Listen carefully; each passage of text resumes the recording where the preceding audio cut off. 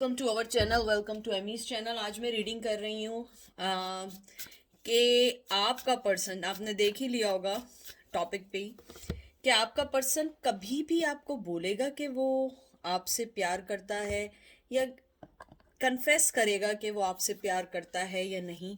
कभी भी, ज़रूरी नहीं है, टाइमलेस तो है, लेकिन देखते हैं वो कभी ये बात बोल पाएगा। Will they ever tell you they love you. मैं सिर्फ जनरल रीडिंग कर रही हूँ। टैरो ऑफ वाइट कैट, ये मैंने न्यू कार्ड्स लिए हैं, ये मुझे कल ही मैंने लिए हैं। ये यूज़ करेंगे। आई डोंट नो ये किसके हैं, किसने बनाए हैं, नाम नहीं लिखा हुआ, ठीक है। और दूसरा मैं अर्थ टैरो से, मैजिक अर्थ टैरो से आप लोगों के एडवाइस निकालूंगी कि एंजल आपको क्या एडवाइस देते हैं। मैंने पहले ही बहुत शफल कर लिया था क्योंकि न्यू कार्ड्स हैं तो सारे स्टिकी होते हैं, तो मैंने इसको आने से पहले कर लिया था। जेंडर स्पेसिफिक नहीं है, मेल टू मेल भी हो सकता है, फीमेल टू फीमेल भी हो सकता है। कोई चीज़ अपने पे रेजोनेट करने की कोशिश नहीं करिएगा। हर मैसेज आपके लिए नहीं है क्योंकि ये जर्नल रीडिंग है, ठीक है। तो आपके लिए हो सकता है ना हो इसमें कोई भी मैसेज, और हो सकता है पूरी रीडिंग आप ही के लिए हो। डिपेंड करता है कि किसकी एनर्जी कितनी स्ट्रांग है इस टाइम, और मैं पिक कर रही हूँ। तो चलते हैं पायल नहीं है चलते हैं आपके कार्ड्स की तरफ। तो देखते हैं आपका पहला कार्ड क्या आया है। सबसे पहले आया है eight of swords, Gemini Libra Aquarius. अभी मैं इसको सही करूंगी। Knight of chalices, knight of cup, Cancer Scorpio Pisces. फिर आया है three of cup, Cancer Scorpio Pisces. बहुत, seven of cup, Cancer Scorpio Pisces. Nine of wands, Aries Leo sage. अब इनको हटा देते हैं। मैंने आपके जो अभी कार्ड्स देखे हैं उसको देख के मुझे लग रहा है कि आपका पर्सन सो फार तो आपको कुछ नहीं बताएगा। और मैं आपको एक बात बताऊं, जो भी देख रहे हैं या तो आप लोगों की वाटर एनर्जी है, it's not necessary, but water energy है। और मुझे ये भी लगता है कि आप लोग बहुत इमोशनली एक दूसरे से जुड़े हुए हैं या जुड़े हुए थे, या जो भी आप दोनों का रिश्ता था। मुझे लगता है आपका पर्सन जो है अपनी बनाई हुई चीज़ों में खुद इतना स्टक हो गया है कि वो आपको नहीं बता सकेगा कभी कि वो आपसे मोहब्बत करता है या नहीं करता है। आपके लिए इमोशंस हैं, आपके लिए मोहब्बत है, आपके अपने साथ एक विक्टोरियस देखते हैं, आपको अपने साथ देखते हैं कि आपके अंदर हर वो चीज़ है जो वो एक किसी में सोचा करते थे, पर्सन्स में सोचा करते थे कि मेरा पार्टनर ऐसा हो। क्योंकि सेवन ऑफ कप वैसे चॉइसेस का होता है कि उनके पास भी बहुत चॉइसेस हैं, आपके पास भी बहुत चॉइसेस हैं, लेकिन आपका पर्सन ये सोचता है कि जो चीज़ें उनकी आपके लिए हैं टूवर्ड्स आपके लिए, चाहे वो फीलिंग्स हो, चाहे वो आपके लिए कोई ऐसी चीज़ हो जो आप उनको ट्रिगर करते हो। मुझे लगता है कि शायद हो सकता है आपका बात करने का स्टाइल, आपका केयरिंग करने का स्टाइल उन्हें ट्रिगर करता है। मुझे लगता है या तो उनकी लाइफ में अगर मदर हैं या सिस्टर हैं, और अगर वो फीमेल हैं तो उनकी लाइफ में अगर फादर हैं या ब्रदर हैं, तो उन्होंने अपना पार्ट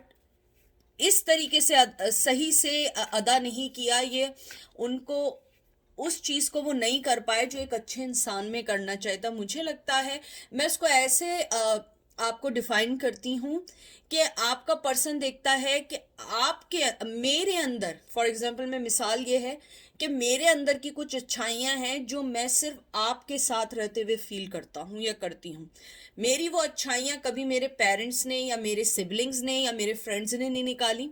मुझे लगता है कि आपका जो पर्सन है, जो मैं एनर्जी फील करती हूँ कि आपके साथ रहते हुए दे फील कि वो अपने अंदर के उस पर्सन को देख पाते हैं जो सिर्फ आपके सामने ही शो होता है।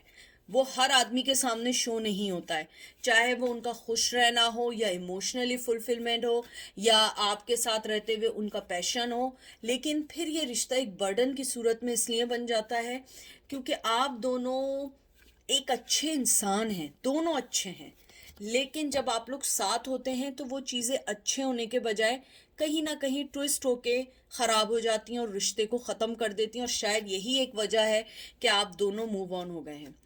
मुझे ये लगता है कि शायद आपका पर्सन अपनी फीलिंग्स को ना बता पाए, क्योंकि मैंने जो कार्ड्स भी निकाले हैं, आपका पर्सन इतनी आसानी से खुल नहीं रहा है। अगर आप देखें, उसने पहले अपने आप को बताया है कि मैं बहुत बंधा हुआ हूँ, हाँ मेरे पास फीलिंग्स हैं, मैं विक्टोरियस हूँ, आपके साथ फन करना चाहता हूँ, ज़िंदगी गुजारना चाहता हूँ। फिर उसके पास उसकी चॉइसेस हैं कि मेरे पास भी चॉइसेस हैं, उसके पास भी चॉइसेस हैं, और वो ये सोचते हुए बर्डन में आ जाते हैं। थर्ड पार्टी भी हो सकती है, आप दोनों ने शादी कर ली है, या उसने कर ली है, या आपने कर ली है, या थर्ड पार्टी माम हो सकती हैं, फादर हो सकते हैं, सिबलिंग्स हो सकते हैं, जो इस रिश्ते को नहीं होने देते हैं। मुझे ये भी लगता है कि आपका पर्सन शायद अभी फिल वक्त तो आपको कभी भी ये ना कह पाए, यानी जो उसकी करंट एनर्जी है कि वो कभी ना कह पाए कि उसके दिल में आपके लिए क्या है। क्योंकि मुझे भी जो मैं एनर्जी फील कर रही हूँ, I can explain it, I feel it, but I can explain it. मेरे पास वो वर्डिंग नहीं है बोलने के लिए। मुझे ये भी लगता है कि आपका पर्सन जो है, कहीं ना कहीं आपके लिए अपने दिल में एक सीक्रेट फीलिंग यूज करता है, और वो नहीं चाहता है किसी को भी बताना।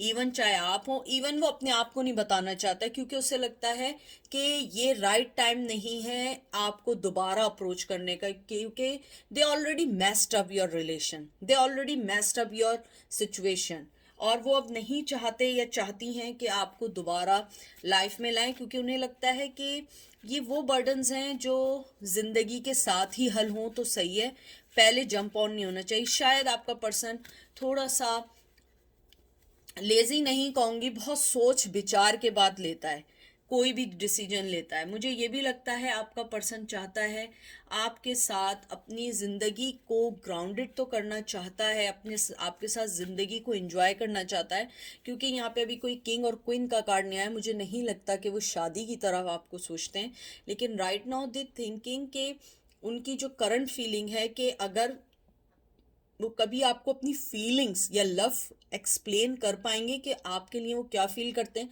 Right now they are not planning anything. क्योंकि मुझे लगता है कि आपका पर्सन सबसे पहले ये चाहता है कि वो अपनी ज़िंदगी के जो उतार चढ़ाव पे चल रहा है, वो उन उतार चढ़ाव पे पहले खुद फाइट कर सके, उन उतार चढ़ाव पे वो खुद चल सके, क्योंकि उनकी जर्नी इतनी इजी नहीं है जितनी इजी आपको लग रही है। मुझे लगता है आपके लिए इमोशंस हैं, आपके लिए मोहब्बत है, लेकिन मोहब्बत बहुत ज़्यादा ऐसी नहीं है कि उसको राइट अवे रिवील किया जाए। ऐसी मोहब्बत है जिसको अभी अगर वो चाहें भी तो वो एक्सप्लेन नहीं कर सकते। मुझे एक इधर यहाँ पे एक बहुत अच्छी शायरी याद आई, इसलिए मैं थोड़ा सा पॉज ले लेके बोल रही हूँ।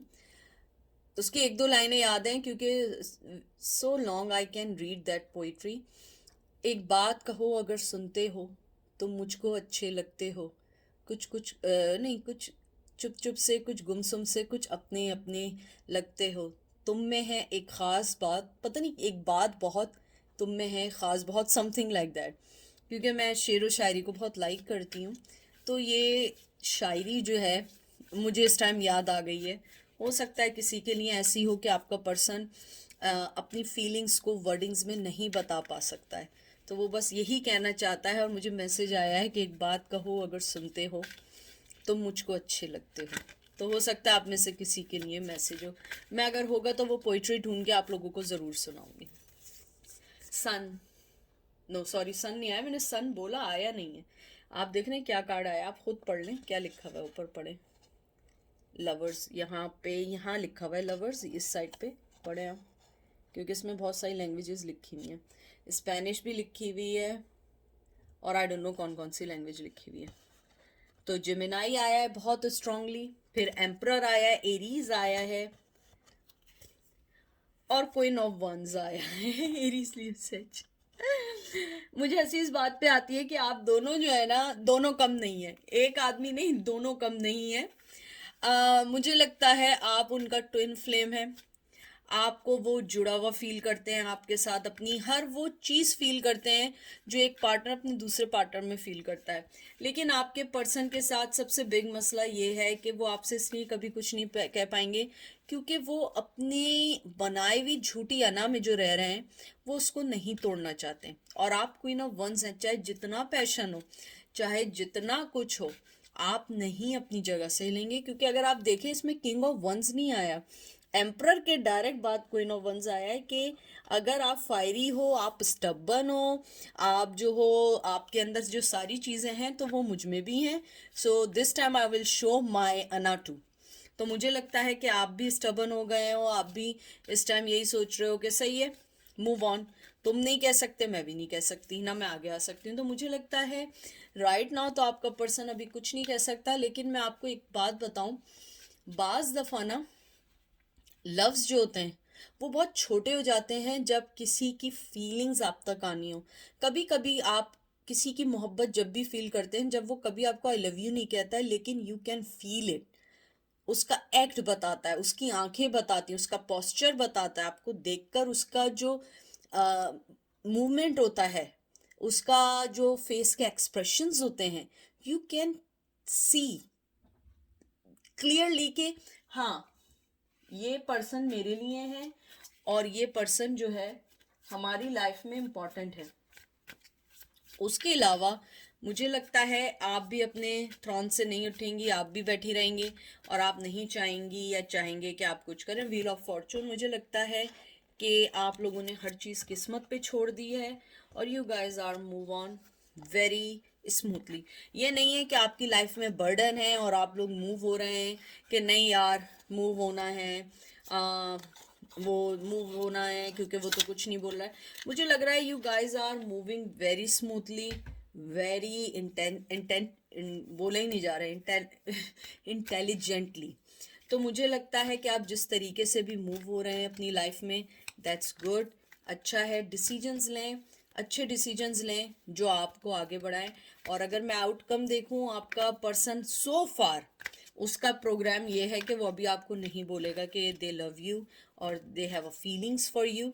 चाहे कुछ भी हो जाए, लाइफ में बहुत सारी उसकी चीज़ें हैं, but the good thing is that कि वो ट्विन फ्लेम है। देखें, ट्विन फ्लेम यही होता है, जो आप फील करते हैं वो भी वही फील करते हैं।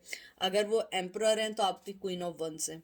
आप भी अपनी जगह से नहीं हिलेंगी, वो भी अपनी जगह से नहीं हिलेंगे, और आप दोनों चाहे मोहब्बत जितनी हो, वक्त आने पे सब करेंगे। क्योंकि ये जो व्हील ऑफ फॉर्चून आया है, वक्त का पहिया जो आया है, ये वक्त का पहिया ही फैसला करेगा कि आप कब उनकी लाइफ में बैक टू नॉर्मल होते हैं।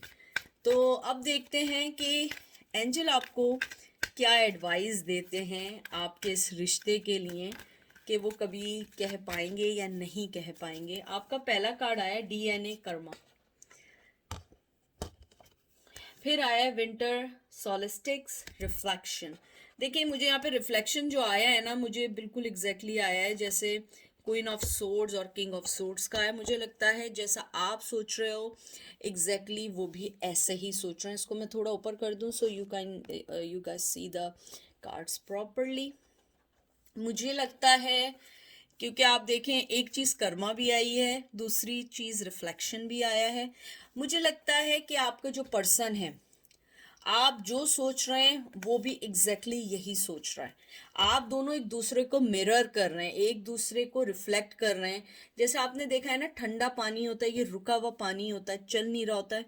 तो मुझे लगता है आप दोनों ने एक दूसरे को अभी सो फार अपने अपने हालों पे छोड़ दिया है कि अगर आ गए सही है, नहीं आए तो नहीं आए, मोहब्बत का इकरार किया तो सही है, नहीं आए तो नहीं आए। और मुझे लगता है कहीं ना कहीं उनका कर्मा जो है वो आप दोनों को हर्ट इसलिए कर रहा है कि उन्होंने जो भी कुछ आपके लिए सोचा था, किया था, उसने आपको भी इसीलिए हर्ट किया क्योंकि उन्होंने जो वो अपनी फीलिंग्स आपके लिए रखते हैं, उसके बावजूद वो आपको कोई चीज़ नहीं दे पा रहे हैं, उसके बावजूद वो आपको कुछ नहीं कर पा रहे हैं, क्योंकि वो अपना कर्मा भुगत रहे हैं। क्योंकि उन्होंने बहुत आपको हर्ट किया है, तो डिवाइन आपको उनकी लाइफ में अभी नहीं डालना चाहती है। डिवाइन आपको अभी ये नहीं कहना चाहती है कि आप दोबारा जंप ऑन हो, ये वो आपके पास आए। मुझे ये भी लगता है कि ये जो रिफ्लेक्शन का कार्ड आया है, विंटर का कार्ड आया है, मुझे लगता है कि आप लोगों ने जो एक डिस्टेंस एक दूसरे के टूवर्ड्स रखा है, ये बहुत ज़रूरी था। अगर ये डिस्टेंस नहीं होता तो शायद ये रिश्ता अभी भी बहुत सारे धक्के खा रहा होता है। लेकिन इस रिश्ते के जाने के बाद उस पर्सन ने इस बात का अंदाज़ा लगाया है कि ज़िंदगी में अच्छी चीज़ें जैसे ही मिलें उसे ले लो, वरना वो चीज़ें परमानेंट नहीं रहती हैं। शायद वो समझ रहे थे आप जो है उनकी लाइफ में स्टे करेंगी, चाहे वो कैसा भी आपको डील करें, लेकिन ही और शी इज़ रॉन्ग। तो ये थी आज की रीडिंग। आई होप आपको पसंद आएगी। दुआओं में याद रखिएगा। Take care, bye.